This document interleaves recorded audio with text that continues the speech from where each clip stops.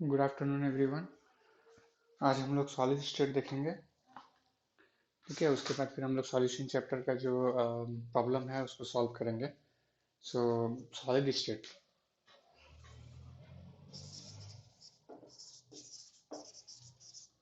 Solid state, solid किसे कहते हैं? ठीक है, सिंपल सा जस्ट एक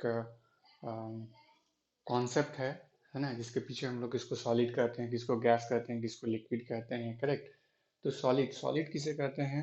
जैसे कि कोई भी चीज़ आप सामने देखते हैं। ठीक है, जैसे मान लेते हैं कि ये पेन ही जो मेरे पास है, ये सॉलिड है कि लिक्विड है कि गैस है, इसको कैसे डिफाइन करेंगे? देख के हम लोग बचपन से आए हैं कि नहीं ये ठोस है, सॉलिड है, ये सॉलिड ही है। लेकिन एक्चुअली में क्या होता है कि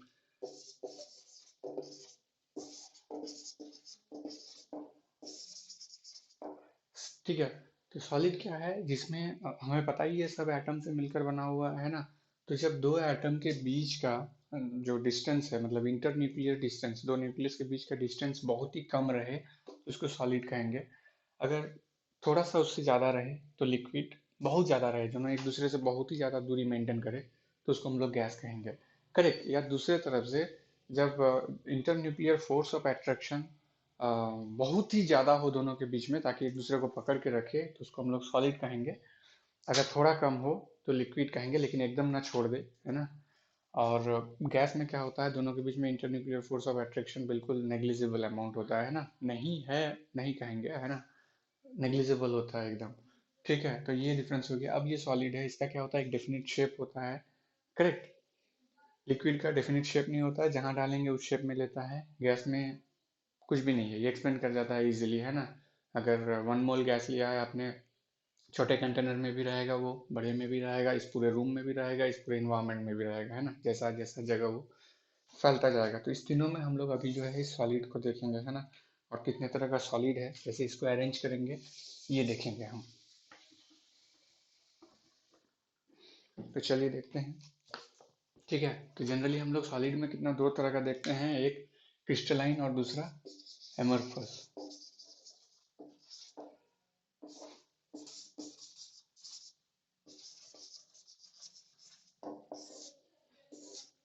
है ना। तो क्रिस्टलाइन सॉलिड होता है और एमरफस सॉलिड होता है। किसे क्रिस्टलाइन कहेंगे, किसे एमरफस कहेंगे? फॉर एग्जांपल जैसे आपके पास सोडियम क्लोराइड है ना। जैसे सॉल्ट जो कि मतलब आयनिक बॉन्ड से बना हुआ है, बहुत तरह का सॉल्ट आप देखेंगे। डायमंड है।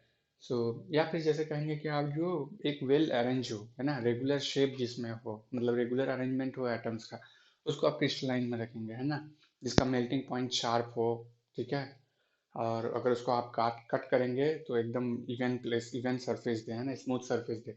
दूसरी तरह एमरफस क्या हो गया, एमरफस को आप सीडो सॉलिड भी कह सकते हैं ना, सुपर कूल्ड लिक्विड भी कह सकते हैं। एमरफस में क्या होता है, जैसे आप रबर को ले सकते हैं ना, प्लास्टिक बॉल ले सकते हैं, ये सब एमरफस में आएगा। इसमें क्या होता है, इवन सरफेस नहीं मिलेगा कट करने के बाद। फिर इसमें एटम्स का रेगुलर अरेंजमेंट नहीं रहता है। करेक्ट। तो हम लोग वन बाय वन इसका डेफिनेशन देखेंगे। जैसे शेप, शेप क्या है इसका? तो आपका क्या होता है, डेफिनिट कैरेक्टरिस्टिक ज्योमेट्रिक शेप होता है ना, इसका जो शेप होता है ज्योमेट्रिकल होता है। मतलब कि आप एक तरह का, जैसे सोडियम क्लोराइड ही लिया आपने, तो सोडियम क्लोराइड जितना ब्लॉक बढ़ते जाएगा, वो एक ही तरह का शेप को मेंटेन करेगा, है ना। एमोर्फस में वो नहीं होता, ये इरेगुलर शेप होता है।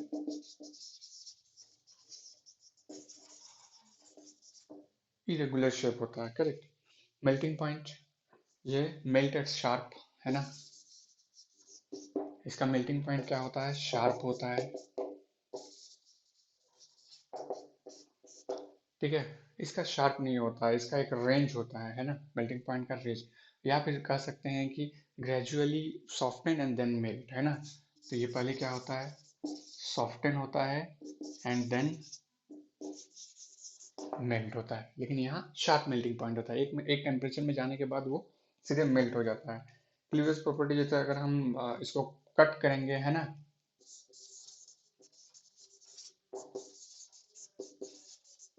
क्लीवेज प्रॉपर्टी अगर हम इसको कट करेंगे तो ये स्मूथ सरफेस देगा, है ना, स्मूथ सरफेस देगा, शार्प, है ना। ये इरेगुलर देगा, इरेगुलर सरफेसेस देगा। करेक्ट। हीट ऑफ फ्यूजन की बात करें तो इसका भी आपका है क्या, एक डेफिनिट हीट ऑफ फ्यूजन होगा, लेकिन इसका हीट ऑफ फ्यूजन डेफिनिट नहीं होगा, है ना। एनाइसोट्रोपी, एनाइसोट्रोपी, एनाइसोट्रोपिक प्रॉपर्टी क्या होगा, ट्रॉपिक, एनाइसोट्रोपिक प्रॉपर्टी क्या होगा, ये एनाइसोट्रोपिक होगा,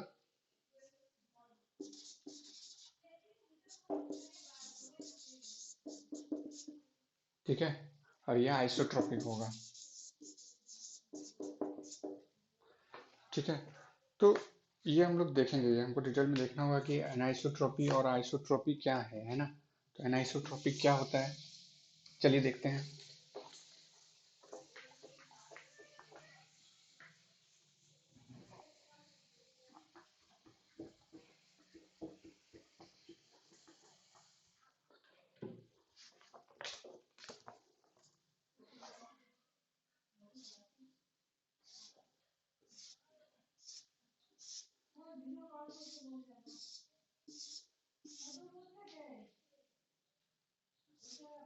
मान लेते हैं हम सोडियम क्लोराइड का कुछ जो है, सोडियम आपको मालूम है सोडियम छोटा है, क्लोराइड आयन जो है वो आपका बड़ा है, मान लेते हैं वही मैं खींच रहा हूँ यहाँ पर सोडियम क्लोराइड, ठीक है। देखते हैं कैसे आता है सोडियम क्लोराइड का, किसको हम लोग एनाइसोट्रॉपी बोलते हैं, इसी में समझने की कोशिश करते हैं। करेक्ट, ये एक डिटेल अरेंजमेंट है आपका आयन का, मान लेते हैं ये सोडियम है, जितना भी छोटे हैं ये सोडियम है, और बड़े जो है ये आपका क्लोराइड आयन है, करेक्ट। अब क्या करते हैं, मान लेते हैं हम यहाँ से एक लाइन को खींचते हैं, हम इस लाइन का प्रॉपर्टी देखते हैं, इस लाइन का प्रॉपर्टी को देखेंगे हम। इस लाइन के प्रॉपर्टी में आप क्या देखेंगे, इसके लेफ्ट हैंड साइड में सारे प्लस हैं और राइट हैंड साइड में सारे माइनस है, तो ये एक तरह का प्रॉपर्टी देगा, है ना। अगर यहाँ से कोई आप किसी चीज को गुजारेंगे, है ना, मान लेते हैं पॉजिटिव आयन को गुजारेंगे, तो यहाँ से ये रिपेल करेगा और इधर क्या होगा, ये इसको अट्रैक्ट करेगा, ये यहाँ से क्या करेगा, रिपेल करेगा, और ये क्या करेगा, अट्रैक्ट करेगा, करेक्ट। यहाँ पर ये रिपेल करेगा, सारे पॉजिटिव रिपेल करेगा, सारे नेगेटिव अट्रैक्ट करेगा, अगर ये पॉजिटिव कोई चीज आपने रखा है तो, ठीक है। अब दूसरा आप क्या निकालेंगे, अब मान लेते हैं कि हम इस तरह से कोई चीज पार करते हैं, ये वाला एरिया हम देखते हैं, इसका प्रॉपर्टी देखते हैं क्या है। अगर हम इसका प्रॉपर्टीज देखेंगे तो आप क्या देख रहे हैं, ये नेगेटिव है, ये नेगेटिव है, ये पॉजिटिव है, ये पॉजिटिव है, ये नेगेटिव, ये नेगेटिव, ये पॉजिटिव, ये पॉजिटिव, ये नेगेटिव, अगर ये आगे बढ़ाते तो यहाँ नेगेटिव आता। तो आप क्या देख रहे हैं, इस लाइन के दोनों तरफ एक जैसा है, लेकिन इस लाइन के दोनों तरफ एक जैसा नहीं है, एक पॉजिटिव एक नेगेटिव, एक पॉजिटिव एक नेगेटिव, इस तरह से है, करेक्ट। लेकिन इसमें आप क्या देख रहे हैं, दोनों नेगेटिव है या दोनों पॉजिटिव है, इसी तरह से चलते आ रहा है, करेक्ट। तो आप क्या देख रहे हैं कि अगर आप दो लाइन को या दो ऐसा जगह चुनते हैं जहां पर आप क्या करते हैं, प्रॉपर्टी देखना चाहते हैं, तो यहाँ अलग अलग प्रॉपर्टी दे रहा है, तो इसी को हम लोग बोलेंगे एनाइसोट्रोपिक प्रॉपर्टी, है ना। और आपका जो आइसोट्रोपिक है, आइसोट्रोपिक का मतलब होना चाहिए कि इस लाइन में जो प्रॉपर्टी दे, इस लाइन से भी वही प्रॉपर्टी दे, वो तब होता है जब इरेगुलर अरेंजमेंट हो, करेक्ट। उससे कोई मतलब नहीं रह जाता है कि इधर क्या चार्ज है, इधर क्या चार्ज है ना, उसको चार्ज से कोई मतलब नहीं रह जाता, तो वो आपको एमोर्फोस में मिलेगा, क्योंकि वहाँ इरेगुलरिटीज है, तो वहां पर आपको क्या होगा, एनाइसोट्रोपिक प्रॉपर्टी नहीं मिलेगा।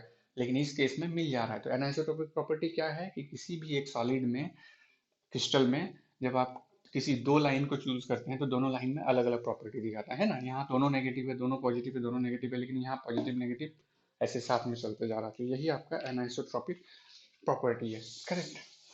तो क्रिस्टलाइन में एनाइसोट्रोपिक होता है और एमरफस में आपका एनाइसोट्रोपिक प्रॉपर्टी नहीं होता है, वहाँ आइसोट्रोपिक होता है, मतलब हर जगह में एक जैसा प्रॉपर्टी ही होता है, करेक्ट। अब हम लोग जाएंगे क्लासिफिकेशन ऑफ क्रिस्टलाइन सॉलिड, है ना। तो हम लोग देखेंगे, है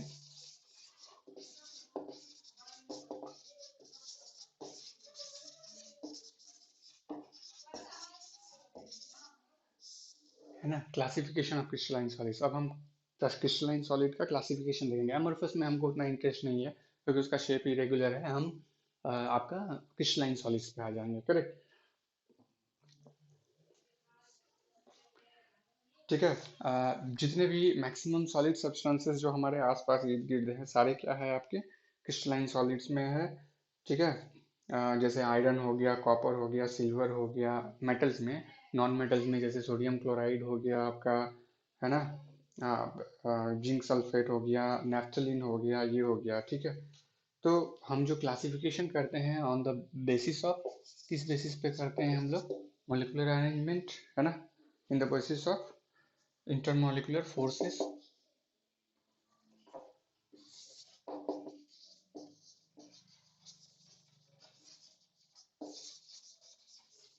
इंटरमोलिकुलर फोर्सेस, है ना। तो कितने तरह का हम कर सकते हैं?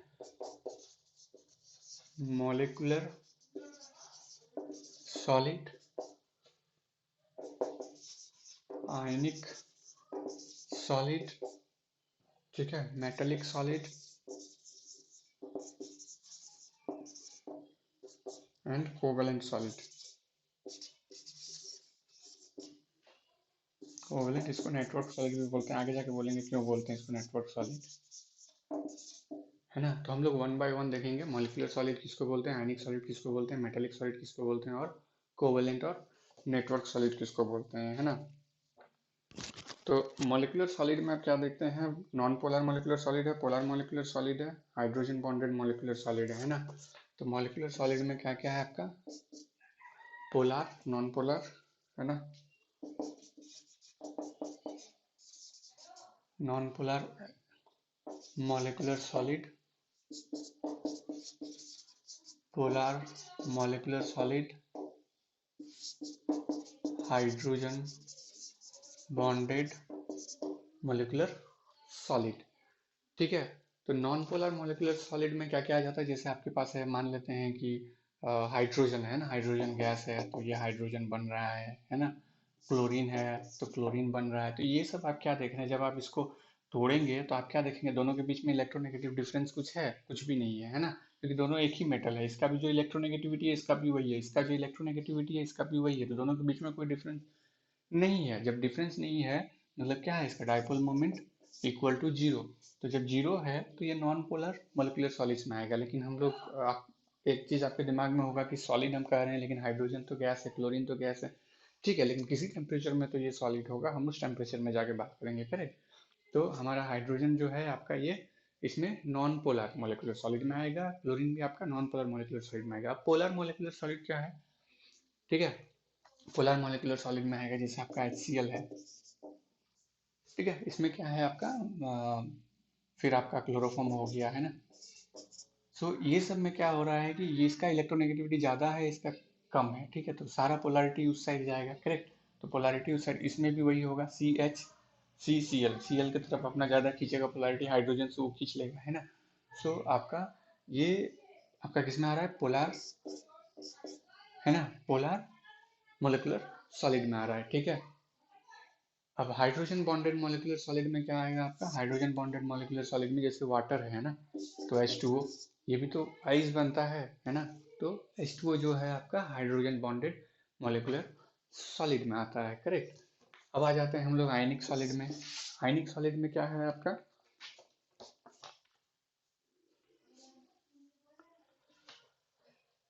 इसको भी हम लोग सब डिवाइड करेंगे, है ना। एक हार्ड एंड, है ना, ये आपका जो आयनिक सॉलिड में आ जाता है, ये आपका क्या होता है? हार्ड होता है ना, ब्रिटल होता है, ठीक है। हार्ड होता है, ब्रिटल होता है, और आपका क्या होता है? ये आपका नॉन कंडक्टेंस होता है कब? जब ये आपका सॉलिड स्टेट में रहे। लेकिन यही आपका कंडक्टेंस हो जाता है कब? जब या तो ये मोल्टेन स्टेट में हो और ये डिजोल्व इन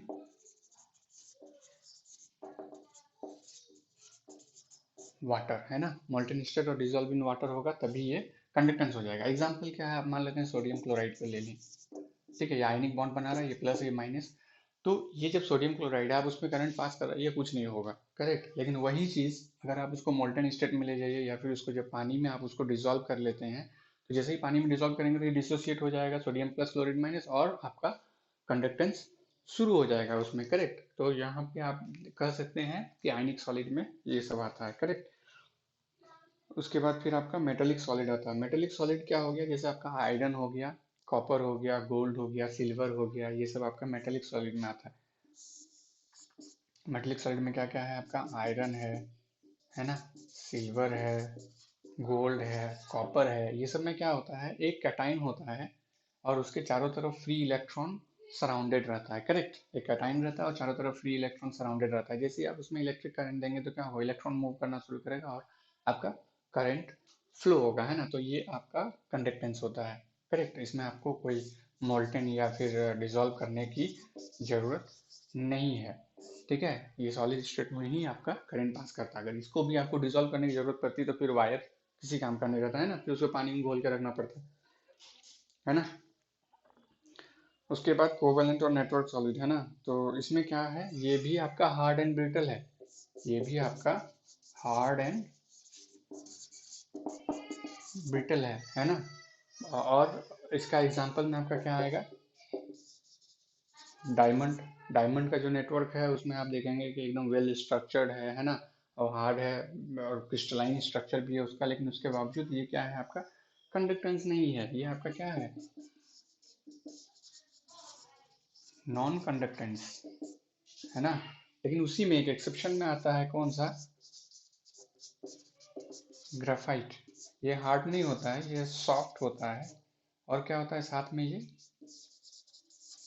इलेक्ट्रिसिटी को कंडक्ट करता है ना, तो कंडक्टेंस है इसमें, है ना, इसमें कंडक्टेंस है और ये सॉफ्ट होता है। करेक्ट। तो ये आपका आ गया कोवेलेंट और नेटवर्क सॉलिड्स में, है ना।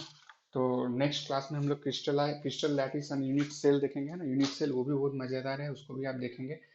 अच्छा ठीक है, ग्रेफाइट जो कि है सिर्फ कार्बन से बना हुआ है। करेक्ट, तो सिर्फ कार्बन से बना हुआ है, बनाते हैं, इसका स्ट्रक्चर देखते हैं। चलिए, एक छोटा सा क्वेश्चन दिमाग में आ गया, उसको भी सॉल्व कर लेते हैं।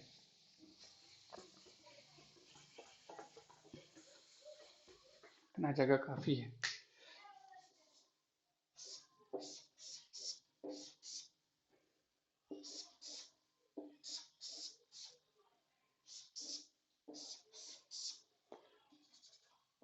ठीक है, ये कार्बन है।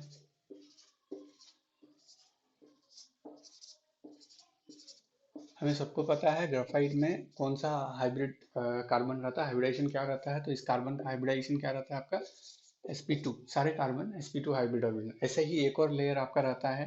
ठीक है, इसलिए वो स्लीपरी होता है। करेक्ट, अब ये कार्बन है और हमें पता है कि कार्बन नॉन कंडक्टेंस है, तो ये इलेक्ट्रिसिटी को कैसे पास करता है ना।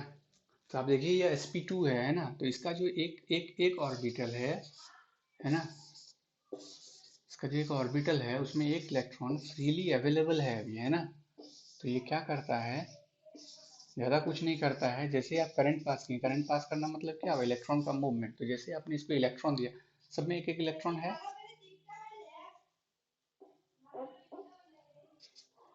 ना। इसी तरह जनरली रहता है अरेंजमेंट। तो क्या करता है, जैसे ही आपने इलेक्ट्रॉन इसमें दिया, ये इलेक्ट्रॉन जंप किया यहाँ पे, है ना। ठीक है, फिर ये जंप किया, फिर ये जंप किया, ऐसे ऐसे करके जंप करते हुए ये चला जाता है। तो करंट इसका, है ना, मूवमेंट होते रहता है। तो ऐसे ही हम देखते हैं जो इलेक्ट्रॉन है, क्योंकि इसके पास एक ऑर्बिटल क्या है, खाली पड़ा हुआ है। ठीक है, सो अब क्या होता है, ये आपका एक इलेक्ट्रॉन क्या करता है, जो आप करंट के थ्रू दिए, वो क्या हो रहा है, जंप होते होते होते होते पास करते गया और इलेक्ट्रिसिटी को कंडक्ट करा दिया। लेकिन डायमंड में वैसा केस नहीं होता है। करेक्ट, तो इस केस में क्या है, क्योंकि हमारे पास ऑर्बिटल फ्री है और इलेक्ट्रॉन इजीली पास हो सकता है उसमें, जिसके कारण ये कंडक्टेंस देता है। तो इलेक्ट्रिसिटी कंडक्ट कहाँ करता है, मेटल नॉन मेटल से मतलब नहीं है उसको, उसको है कि इलेक्ट्रॉन फ्रीली पास होना चाहिए। करेक्ट, उसको एक मीडियम चाहिए ताकि इलेक्ट्रॉन को पास कर सके। तो ठीक है, थैंक यू फॉर वॉचिंग। अगले 3-4 पार्ट में इस सॉलिड स्टेट को भी खत्म कर देंगे। Thank you.